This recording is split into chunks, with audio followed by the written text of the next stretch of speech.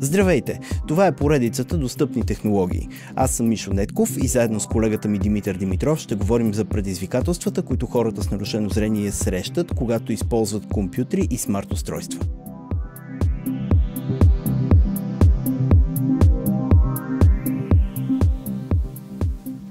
Здравейте пак! Това са Достъпни технологии. Днес ще говорим малко повече за флаш памети и хард дискове. Едно много специфично съобщение, което често се появява, когато си пъхнеш флашката в компютъра и той ти казва... Какво казва ми те? Казва, че е възникнал проблем и да кликнем тук, за да го поправим. Или да щракнем тук. Защо излиза това съобщение? Излиза това съобщение, защото флашката преди това, при предишното ползване, или хард диска съответно преносимия, не са били изключени безопасно, чрез механизма за безопасно изключване на носители на Windows. Тоест, важно е не просто да си копираме каквото ни трябва, да свършим работата и да издърпаме директно флашката, а да минем през една процедура, която осигурява Safely remove hardware, това как се казва на български? Безопасно да изключим устройството. Да кажем. Да. Трябва да се премине през тази процедура, защото когато е включен такъв носител, флашка или хард диск в USB порта, Windows работи по него, като например индексира файлове, поддържа някаква връзка с това устройство, за да си е там налично в този компютър и да го виждаме.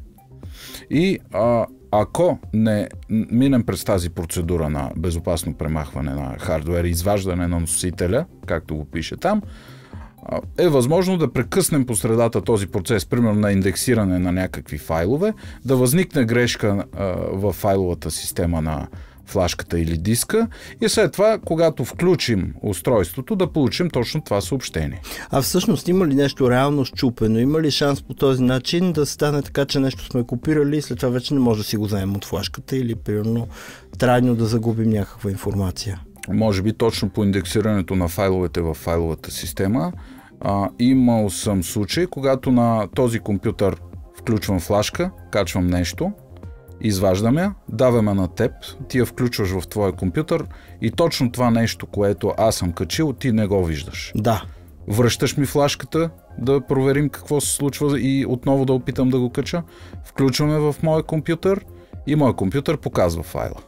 При тебе го има, при мен го няма. Да, обаче, ако нещата се виждат само на твоя компютър през тая флашка, тогава за какво ти въобще флашка? Точно така. Файла не се губи. Тук е важно да кажем, ти като не го виждаш, не означава, че него го няма. Просто информацията за него в табличката на файловата система не е била записана, защото рязко сме дръпнали флашката и нещо се е счупило или не е имало време тази информация да се запише. Нека да чуем как звучи съобщението, когато имаме проблемна флашка. Сега включвам флашката в компютъра. Ново известие от автоматично изпълнение. Flash Drive D. В това устройство възникна проблем. Сканирайте устройството и го поправете. 1 от 1. Ново известие от автоматично изпълнение. Flash Drive D. Докоснете, за да изберете какво да се случи с сменяеми устройства. Чухме съобщението, че в това устройство е възникнал проблем. Да опитаме да го поправим. След това чухме и съобщението, че все пак паметта може да се използва, флашката може да се използва и ние може да продължим да я ползваме, но, както се казва, на свой риск, от гледна точка на това, че файловете може да не са видими на другия компютър, на който ще ги прехвърлим. Значи това е грешка, която е възникнала, защото сме извадили по неправилния начин съответната флашка или хард диск. Точно така. Какво да направим така, че тази грешка да се разреши? Как се решава проблема? Много лесно и бързо. Стига хард диска да не е огромен и много бавен. Windows има механизъм, има си опция, която може да сканира паметта за грешки и да опита тяхното поправене. Обикновено ги поправя, стига наистина нещо физически да не е повреден носителя. Ето как става това. Включили сме проблемната флашка, чухме съобщението за проблем в паметта. Сега, за да я поправим, трябва да отворим този компютър. Този компютър. Отваряме. Enter. Файлов менеджер. Този компютър. Видеоклипове not selected. Стигаме до флашката, аз тук бързо натискам End, за да не преминавам през другите папки. End Flash Drive D. Ето е флашката. Тук мога да отворя и да я ползвам, но сега ще я поправим първо. Как става това? Трябва да изберем свойства през контекстното меню. Свойства или Properties може да извикаме бързо чрез клавишната комбинация Alt и Enter.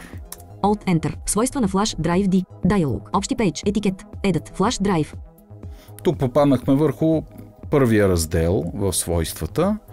За целта аз прехвърлям към втория раздел, където са съответните инструменти за поправка, за дефрагментиране и така нататък. Бързо прехвърлям към втория раздел с Ctrl-Tab. Инструменти Page. Тази опция ще провери устройството за грешки във файловата система. Проверка за грешки, проверка бътън. Ето го, проверка за грешки, проверка бътън. Натискам върху този бутон. Enter. Поправка на устройството бътън. Веднага се фокусира бутона поправка на устройството. Натискам Enter. Enter. Отказ бътън. 1%. Изчаквам да премине сканирането. 100%. Затвори бътън. Чухме 100%, чухме затвори. Джоус не ни прочете съобщението, че паметта е поправена, но аз мога да натисна Insert B и да прослушам този диалогов прозорец. Проверка за грешки Flash Drive D. Екран. Вашето устройство е поправено успешно. Чухме, вашето устройство е поправено успешно. Покажи подробните данни. Затвори бътън. Натискам върху затвори. Enter. Свойства на Flash Drive D. Върна ни обратно на предходния екран на свойства. Тук изчиствам този прозорец с Escape. Escape. Този компютър Flash Drive D 7 of 7. Вече флашката може да се ползва. Има специфики, когато включваме и изключваме флашка, хард диск или мобилен телефон към компютъра. Доколкото разбрах, при мобилните телефони няма нужда да се минава през тази процедура. Няма нужда, да. Това е защото те ползват доста по-различна файлова система и не се нуждаят въобще през Safely Remove да се минава, през безопасното изключване. Нека да видим сега какъв е правилният начин да се изключи флашка или хард диск, защото за хард диска майче е различно, отколкото за флашката. Safely Remove е едно и също, но начина, по който може да изключим флашка, лесния начин и бързия, го няма при хард диска. Това може би е някаква специфичност на Windows или някакъв пропуск от Microsoft, не са го задали и за външните хард дискове, но ето как става това за флашки. За да изключим безопасно флашката, трябва да стигнем до нея, без да я отваряме. Отваряме този компютър. Този компютър. Enter. Този компютър. Видеоклипове not selected. Фокусираме флашката. End. Flash Drive D. Натискам Application. Applications. Контекст меню. Отваряне. И с стрелка нагоре, защото сякаш е по-близо, намираме Извади или Eject на английски. Свойства. Преименувай. Създай. Копирай. Изрежи. Извади. Ето го. Натискам Enter.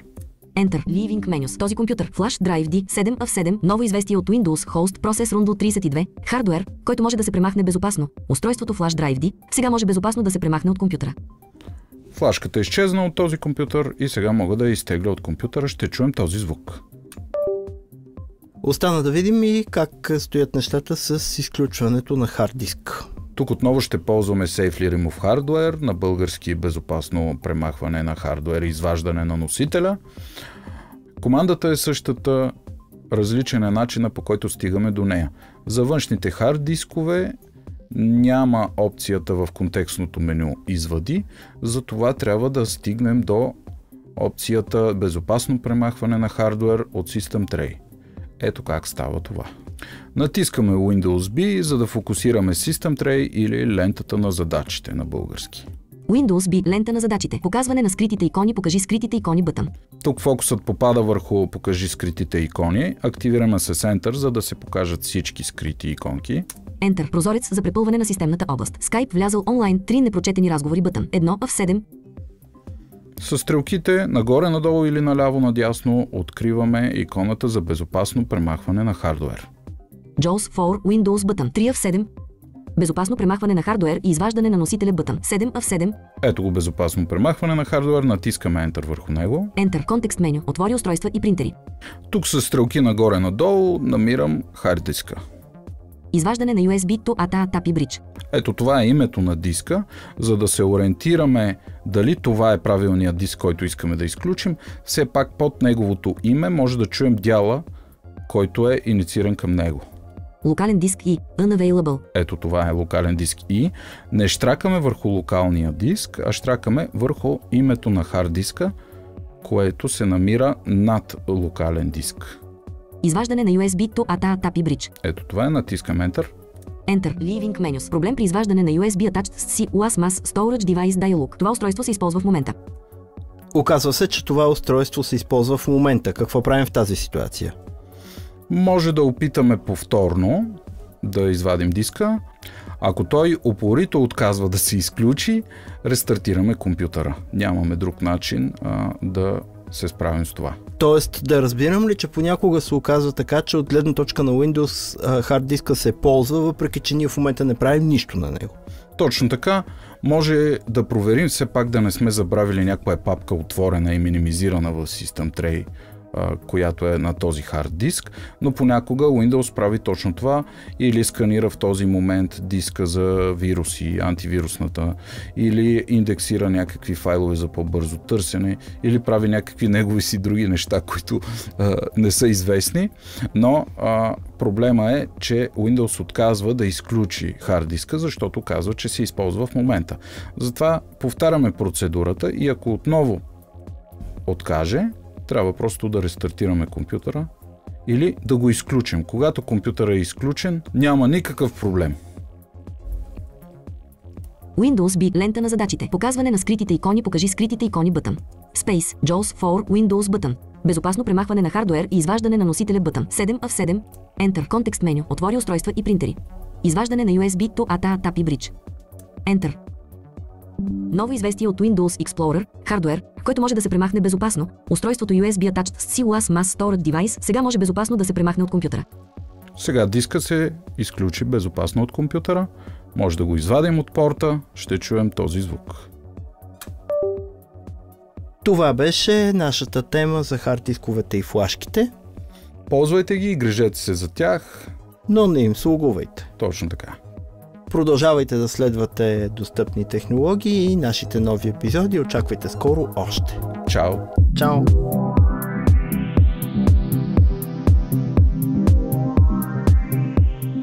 Поредицата достъпни технологии е съвместна инициатива на Фондация Хоризонти и Център за социална рехабилитация и интеграция Светлина. Ако това, което правим, ви допада, абонирайте се и получавайте известия за нови епизоди. Отворени сме за въпроси под формата на коментари под видеото и в социалните мрежи. Аз съм Мишо Нетков, а по темата работихме заедно с колегата Димитър Димитров. До скоро!